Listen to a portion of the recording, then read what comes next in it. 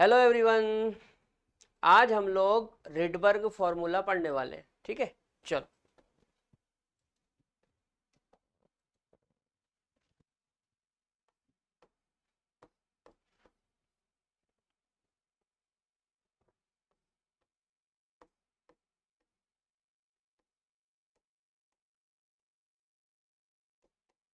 Rydberg's formula.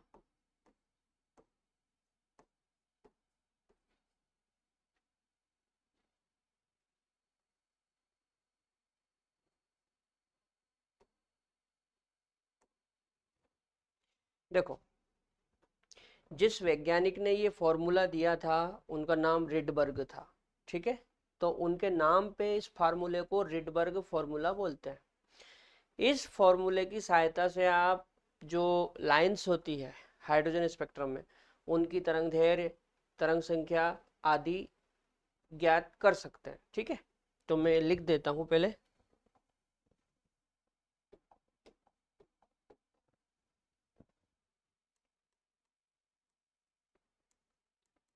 इस सूत्र की इस सूत्र का उपयोग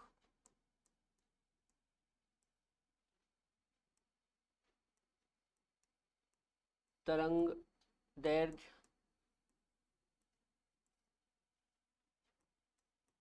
तथा तरंग संख्या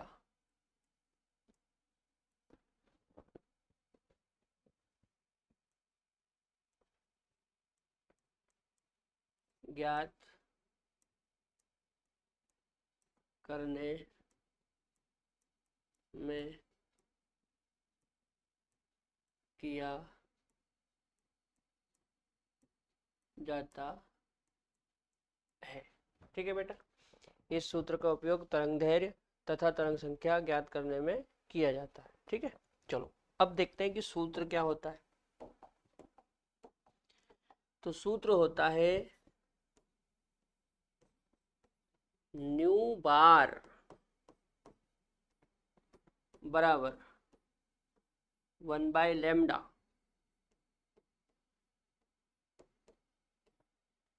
न्यू बार बराबर 1/λ बराबर RZ² और ब्रैकेट के अंदर 1/n1 का स्क्वायर माइनस 1/n2 का स्क्वायर।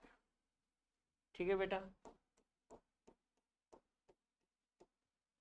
इस फॉर्मूले को बोलते हैं रिडबर्ग फॉर्मूला, मतलब रिडबर्ग सूत्र।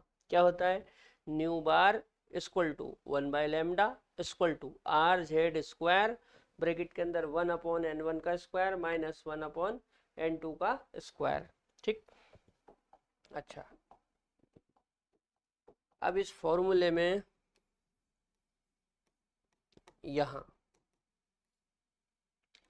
ये जो न्यू बार है ना बेटा, ये है आपका तरंग संख्या। क्या है?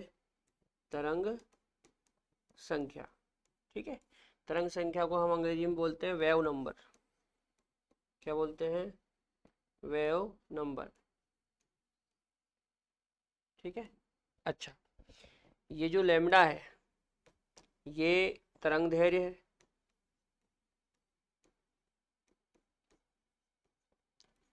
तरंग दैर्घ्य को अपन अंग्रेजी में क्या बोलते हैं? वेवलेंथ।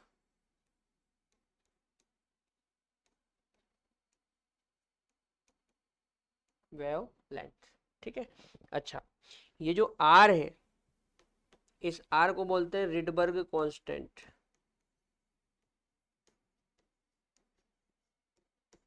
Rydberg's constant. ठीक है, आर को क्या बोलते हैं? Rydberg constant. अच्छा, यहां पे आप एक चीज याद रखना, 1/r का मान होता है 912 एंगस्ट्रॉम। ये बात याद रखना है ना, ये जब अपन सवाल सोल्व करेंगे तो इसकी आवश्यकता हमको पड़ेगी। 1/r बराबर कितना होता है, 912 एंगस्ट्रॉम। अच्छा, इसके बाद ये जो जेड है बेटा, ये होता है एटॉमिक नंबर। जेड क्या है इसमें, एटॉमिक नंबर। ठीक है, नोट करो।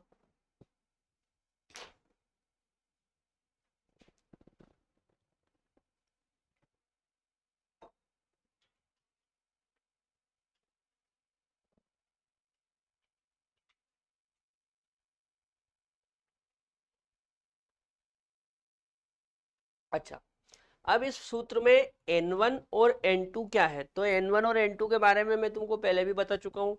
कल मैंने आपको टोटल लाइन का कैलकुलेशन सिखाया था, उसमें मैंने बताया था कि N1 और N2 क्या होता है। ठीक है, N2 वो सेल होती है जहां से इलेक्ट्रॉन आता है, और N1 वो सेल होती है जहां पे इलेक्ट्रॉन आया है। ठीक है, तो अपन N1 N2 के बारे में बात कर लेते हैं।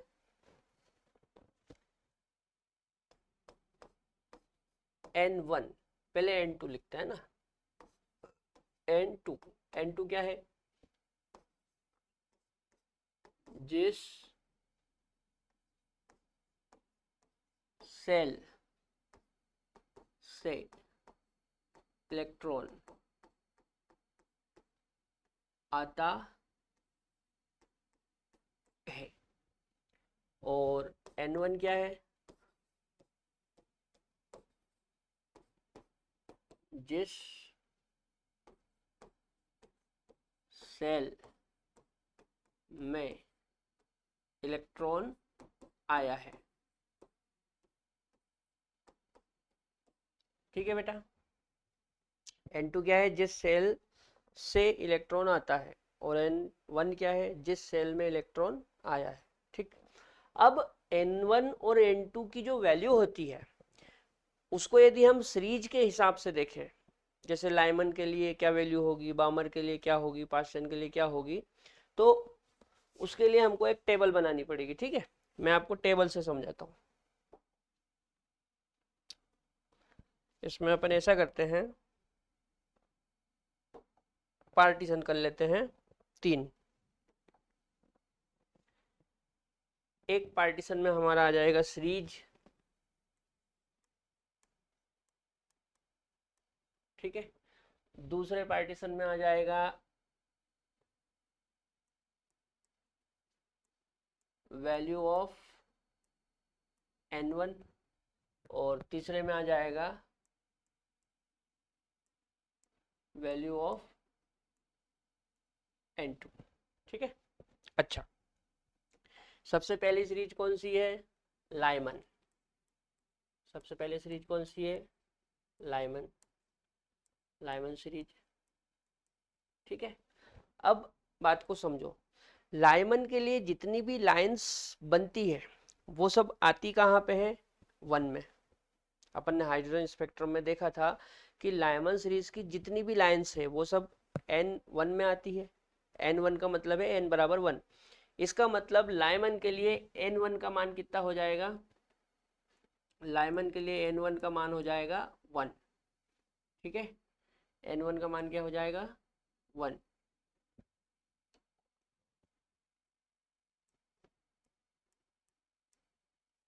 ठीक, अच्छा, बामर की बात करते हैं। बामर सीरीज, बामर सीरीज में जितनी भी लाइंस बनती है वे सारी की सारी लाइन N2 में आती है। कहाँ पे आती है, N2 में। N2 से मतलब है N बराबर 2। इसका मतलब यह है कि बामर के लिए N1 की जो वैल्यू होगी वो 2 होगी। ठीक है, अच्छा, इसके बाद पास्चन,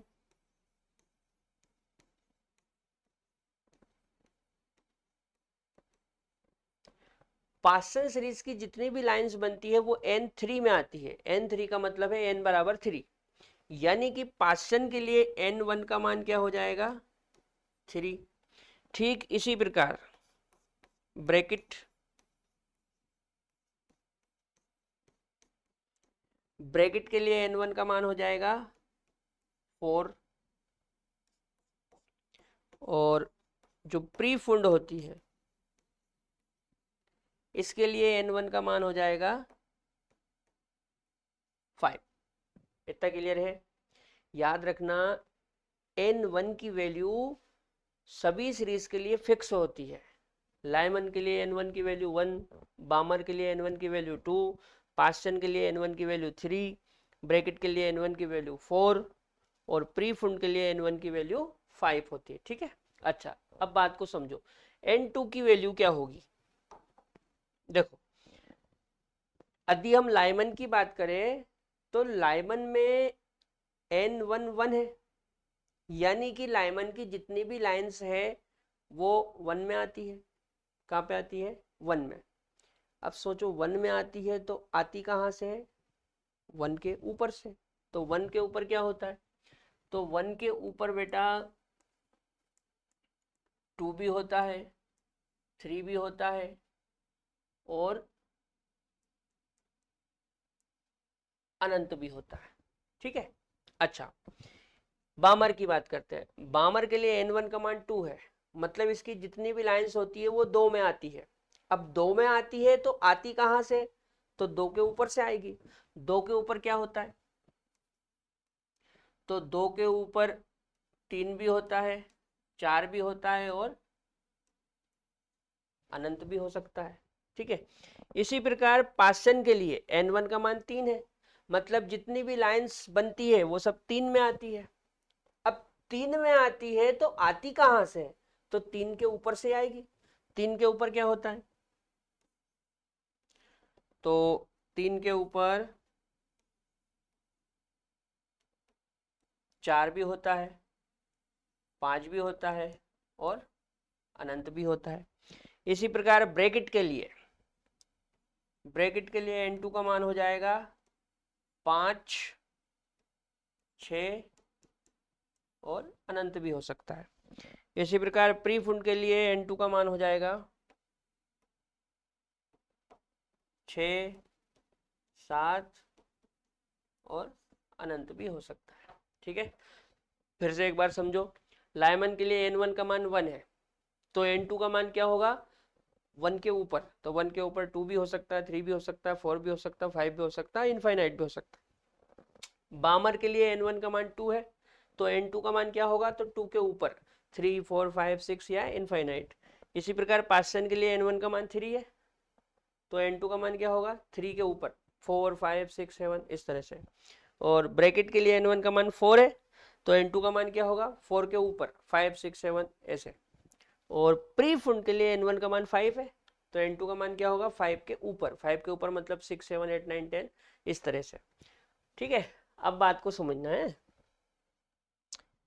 जैसे मैं बोलूं कि कोई इलेक्ट्रॉन n बराबर 2 से, कहां से? n बराबर 2 से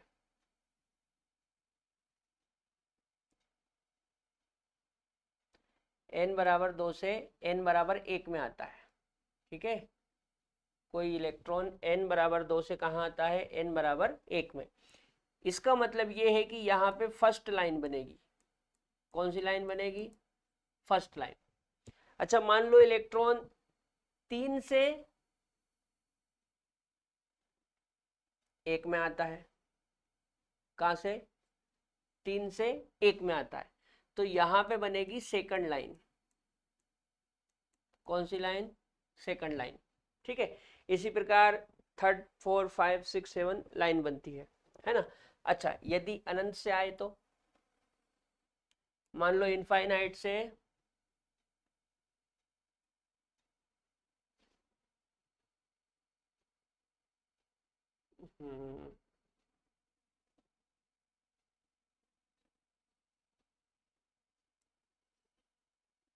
मान लो इनफाइनाइट से 1 में आया, तो यहाँ पे जो लाइन बनेगी बेटा उसको मैं लास्ट लाइन बोलूंगा।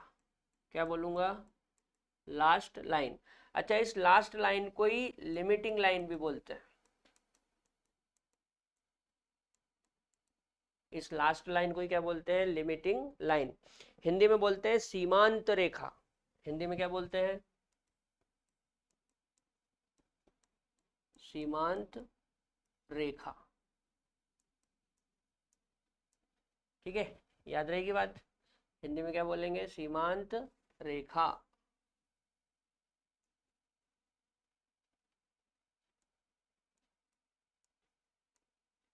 ठीक है, यदि कोई इलेक्ट्रॉन 2 से 1 में आता है तो फर्स्ट लाइन बनेगी, 3 से 1 में आता है तो सेकंड लाइन बनेगी, इसी प्रकार थर्ड, 4, 5 भी बन सकती है ना। और यदि अनंत से 1 में आया तो लास्ट लाइन बनेगी। जो लास्ट लाइन है उसी को क्या बोलते हैं? लिमिटिंग लाइन, हिंदी में सीमांत रेखा। ये किसके लिए होगा? लाइमन के लिए। ठीक, अब बामर की बात करते हैं। मान लो कोई इलेक्ट्रॉन 3 से 2 में आया, कोई इलेक्ट्रॉन 3 से कहाँ आया? 2 में, तो यहां पे फर्स्ट लाइन बनेगी। कौन सी लाइन बनेगी? First line. मान लो कोई इलेक्ट्रॉन 4 से 2 में आया, तो यहां पे सेकंड लाइन बनेगी। कौन सी लाइन बनेगी? Second line. इसी प्रकार मान लो यदि 5 होता और 5 से 2 में आता तो थर्ड लाइन बनती। ठीक है, ये लाइन किसके लिए है? बामर सीरीज के लिए। ठीक, और यदि अनंत से आता तो उसको अपन क्या बोलते? उसको बोलते लास्ट लाइन। क्या बोलते? Last line. ऐसा का ऐसे ही बेटा पास्टन, ब्रैकेट और प्रीफुंड में होगा। ठीक है, तो नोट करो।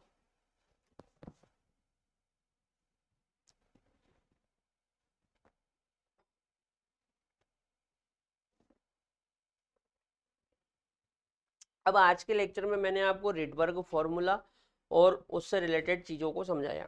ठीक है, कल के लेक्चर में मैं आपको इस रिडबर्ग फॉर्मूले से रिलेटेड क्वेश्चन करवाऊंगा। ठीक है, तब तक के लिए जय राम जी की।